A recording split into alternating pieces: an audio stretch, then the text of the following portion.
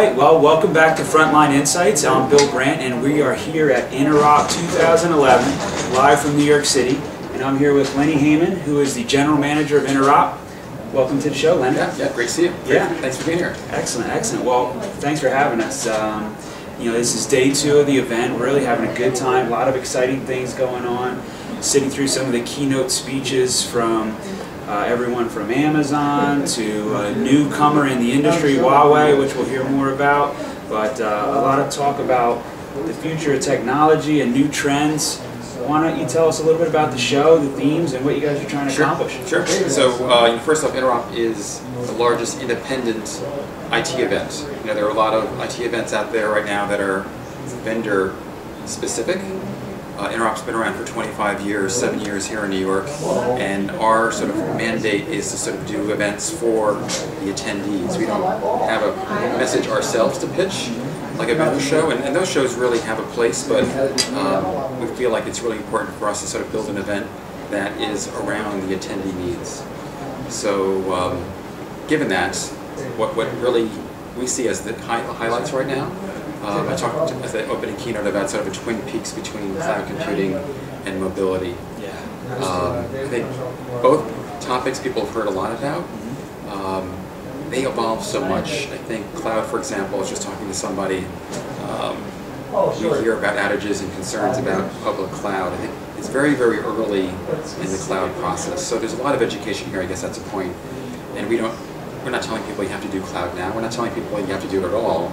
We want to make sure that we are a place where people can sort of appreciate what the strengths and weaknesses are. Same for mobility. It's an area that Interop has covered for many, many years, especially on the wireless side. Lots of opportunity, lots of emerging areas, especially around tablets, of course, how they're being integrated.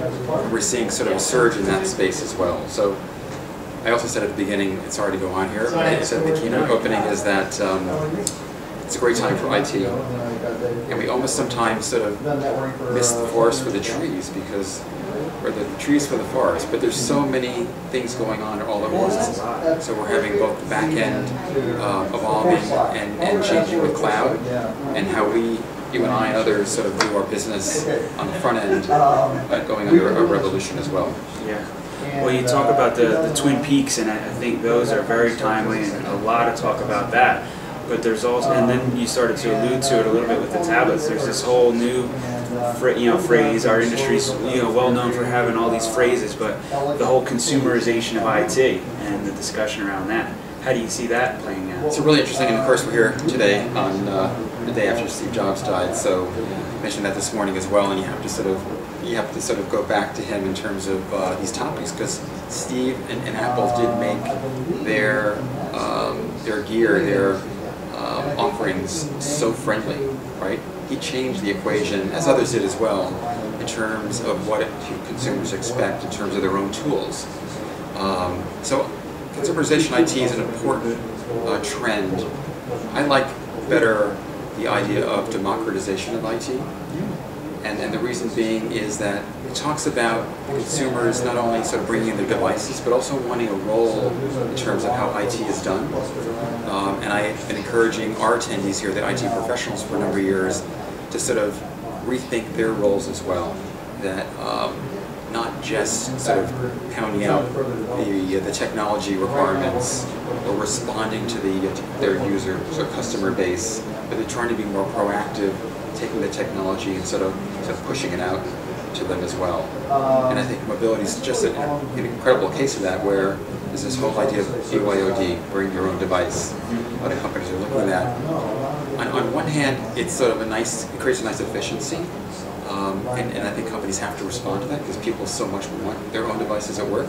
But I don't think it should be an end in itself. I think it needs to be the beginning of stories and sort of strategies on how those devices are actually incorporated into real work.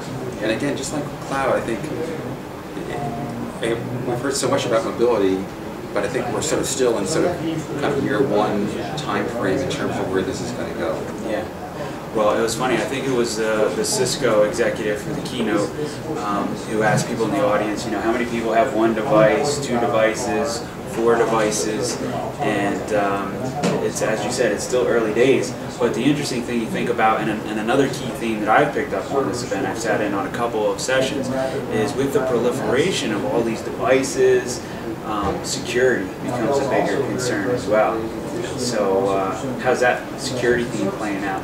Yeah, big time. Security is always, when we do our attendee survey, security is always the #1 issue, #1 concern, of course. It's obviously a big deal on the mobility side as well. A lot of companies are, I think, delaying their sort of interests or efforts on BYOD because they haven't figured out how to secure additional platforms. That's certainly coming. Yeah.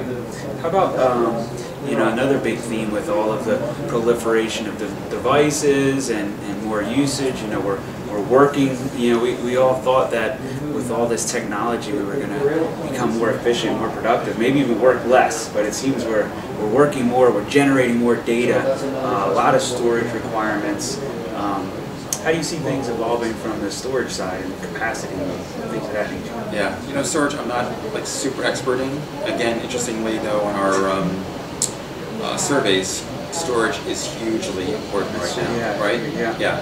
So I heard a presentation the other day. People are storing more things. I think people are sort of, the thing about storage is the IT guys know how to do that, right? Yeah, that's they can do it locally, exactly. Bread and butter is a great way to say it. They can do it offsite as well. Cloud's going to help them. It's kind of the entry point too into getting cloud.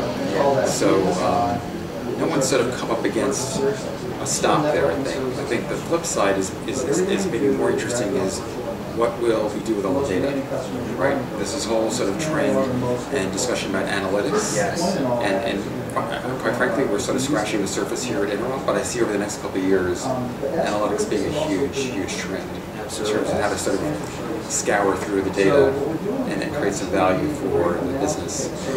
Yeah, that's definitely a new, hot, and emerging topic. More and more the analytics, and we've talked about a couple of new trends. So, you know, cloud computing with virtualization ties closely into that, and mobility.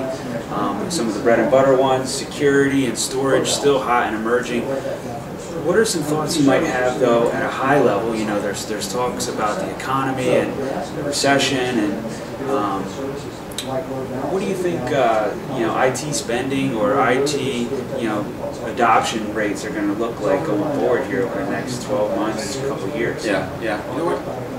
I don't think we should be surprised. I think IT has always been looked to sort of create sort of more efficiencies and productivity. So we've seen that IT spending, I mean, it went down certainly from, you know, 2008, but it has been pretty stable.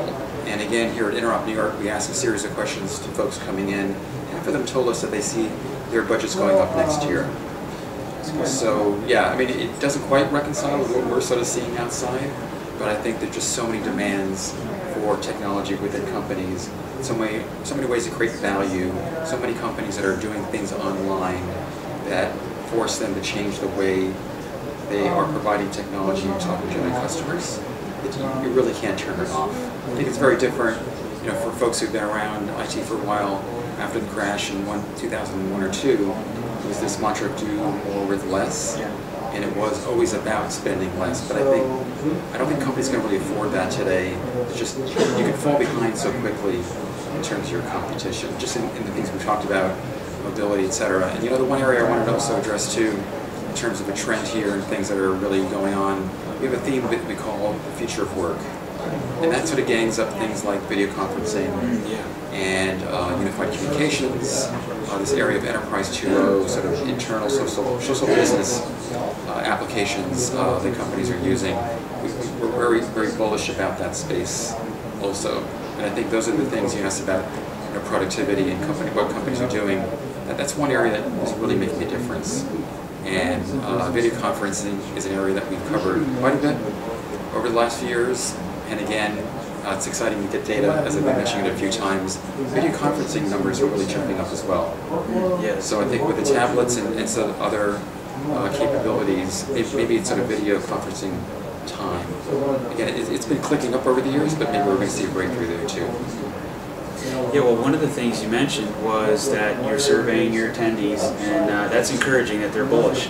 that a lot of them are seeing an opportunity for growth. That's good for us. And I know a lot of the people who attend your events tend to be more the end users, the consumers, the folks who actually buy the technology.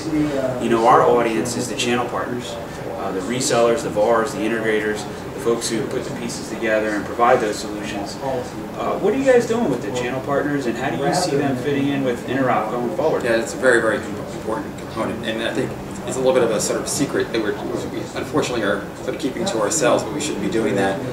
About 20% of our audience is channel oriented, and certainly they're coming for the education and sort of the experience and looking for new products, of course.